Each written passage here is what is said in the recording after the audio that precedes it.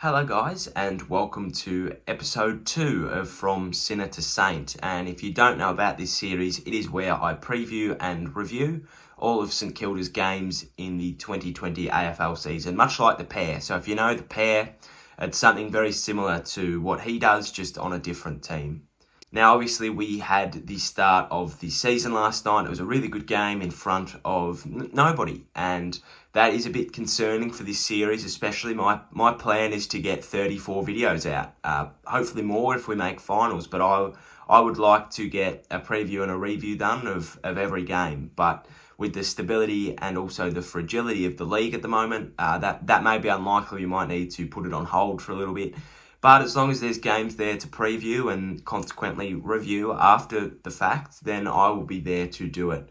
Now, a couple of things about the new season, a couple of facts, is that there are only 17 games this year, which is down on the previous 22. So that means that teams really have to get their wins on the board early. They need to get runs on the board. Hopefully we can get a really good run at it as St Kilda. I don't know about any other team, but I'd like to make finals this year.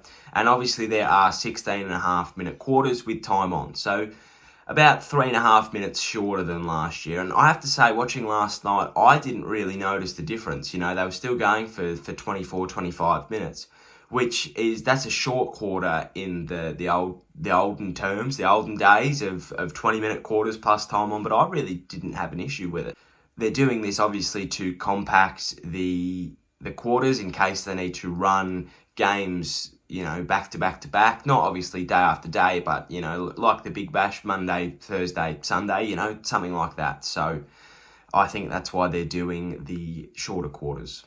Without any further ado, we will get into the preview of AFL's Round 1, North Melbourne, St Kilda, Marvel Stadium, Sunday at 1:10. And I am excited for this game. Footy's back. It was off for a little bit, but it's back, and I'm pretty excited about it. Obviously, I'd love to have been there.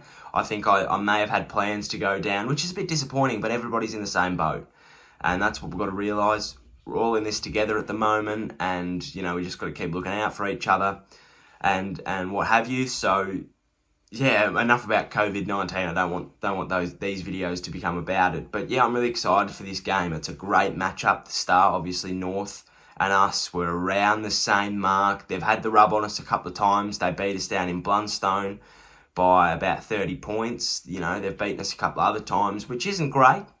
But I think that, you know, this is the year that we start to knock off teams like North and Fremantle and Adelaide, maybe even Port Adelaide a couple of times, or at least once, because that's all we're going to be playing them this year. But I think that this is the year that we start to knock off those teams that we've been competing with, you know, in the logjam with between, you know, 11th and 15th. You know, I think this is the year that instead of losing 2 and winning 2, we're winning 3 or 4. Obviously, we are fully fit this year, which is awesome. It's something that we haven't been for a while. You know, we had Geary out, Robertson out. We had half a backline really for last year. So we're now full strength, which is awesome. Got a couple of players playing a little bit out of position, but that won't worry me. And I'll get into the teams in a minute, or at least our team. I'm not going to read out North Melbourne. Why bother? But yeah, I'm really excited, as I've been saying. Footy's back. I can't wait. I think that, and I'll get into my prediction later, I think that this is a really good chance for us to show where we want to go in the competition. Obviously, Brad Hill has come out in interviews and said that he does not want to be a September bystander anymore. He wants to be in the action, which is awesome. That's a really good positive direction that he's bringing to the club, and I think that he's got the players now and the coach now that can get us there, and that's something that we've lacked a little bit. Obviously, we are bringing in our 5 new faces: Paddy Ryder, Brad Hill, Zach Jones, Dougal Howard and Dan Butler. And it's bringing a new sort of style. Brad Hill loves to lower his eyes, and he loves to be elite with the footy. You know, his ball use is, to use that word again, elite. It's really soft. He's got, you know, great composure, great poise, posture. And he delivers balls into the forward 50, they're just elite, you know. He can hit people lace out from the centre circle, and it's what we've been missing, you know. Previous, our midfield have liked to get it just outside the centre square, shoot it to the top of the square, comes out, goes back in the same way, makes it messy. But I think Brad Hill, Zach Jones as well, they'll be able to deliver it to a new look forward line. Obviously, Paddy Ryder, he's quite underrated as a full forward, and that's where he'll be playing. Max King's down there. Dan Butler can do some really good things. Tim Membry playing in the pocket gives him a bit of freedom, or at least that's where I think he'll play. Obviously, Billings, Gresham, the list goes on. Dean Kent, there's options now, and we've got depth, which is amazing. I can't stress that enough. I'll go on to the teams now, so you'll have to excuse me getting onto my iPad.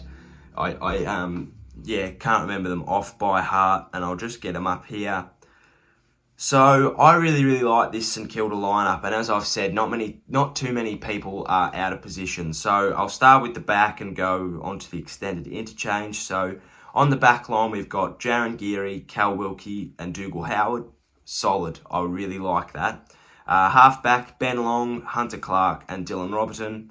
I think you'll find that Dylan and Hunter will swap, and I really like those two halfback flanks. They're able to push up to the ground. They're fast. They've got good ball use, to deliver them into Bradley Hill and what have you. Zach Jones, Jack Billings on that next line.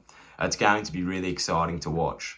As I've just said, on the centre, Billings, Jones and Hill, which I love reading those three names, and to get to see them play on Sunday will be even better. Half forward, Loney, King, Hanbury. It's awesome to see a number 12 playing at centre half forward again. It's just amazing. Hanbury up forward, I like.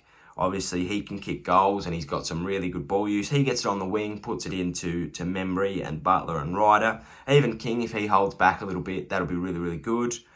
And then on the forward in the full forward line, Dan Butler, Paddy Ryder, Tim Membry.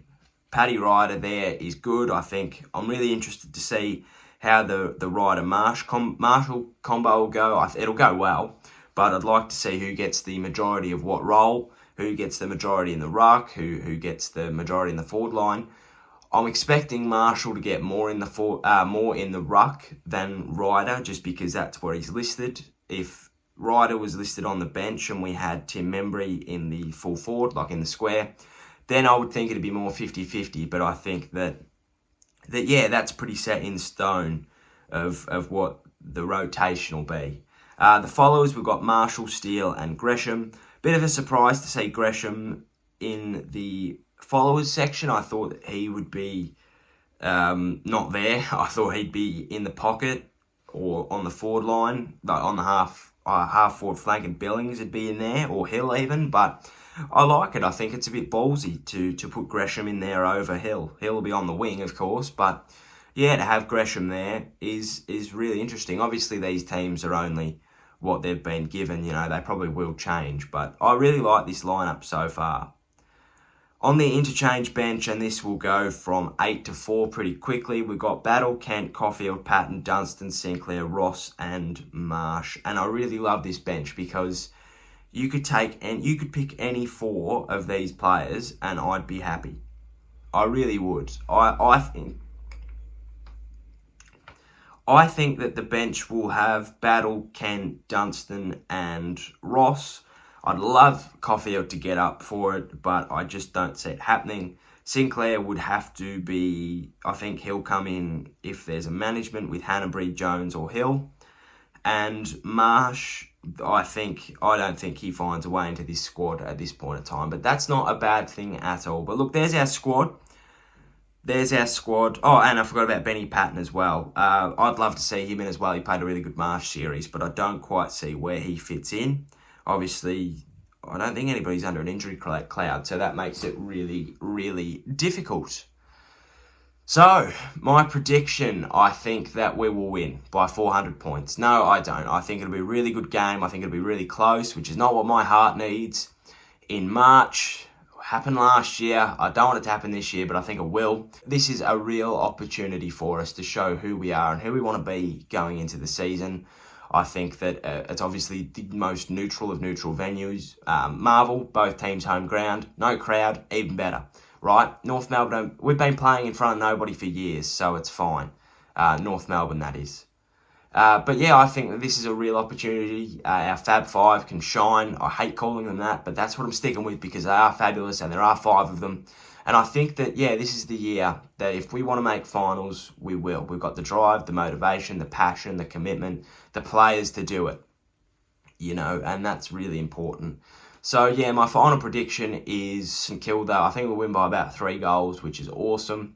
I'd love to see it. Obviously, our percentage has been a bit lackluster as of previous years, and if it's similar this year, it'll cost us finals, unfortunately.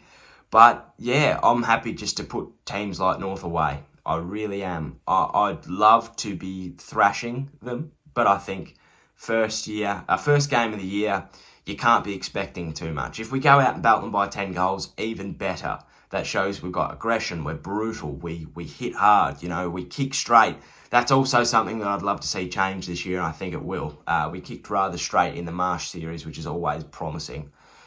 But yeah, I'm really excited. There's some good combinations, that midfield. I'm waiting to see how that gels together, how Marshall goes with them, how Ryder goes with them, how our full-strength backline looks as opposed to last year, how well Ben Long and Hunter Clark play on the flanks, and how well Luke Dunstan adjusts to the midfield. Obviously, he'll be playing a bit of a different role. I think he'll just be playing a pretty free role this year, or maybe he'll be a tagger and Hill will run up the ground and he'll run free, which would be also really good as well.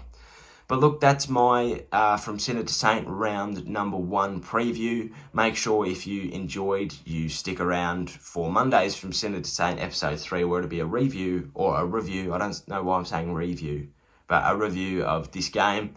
So yeah, make sure you're watching it. Have a great day. Subscribe if you're new, and go Saints.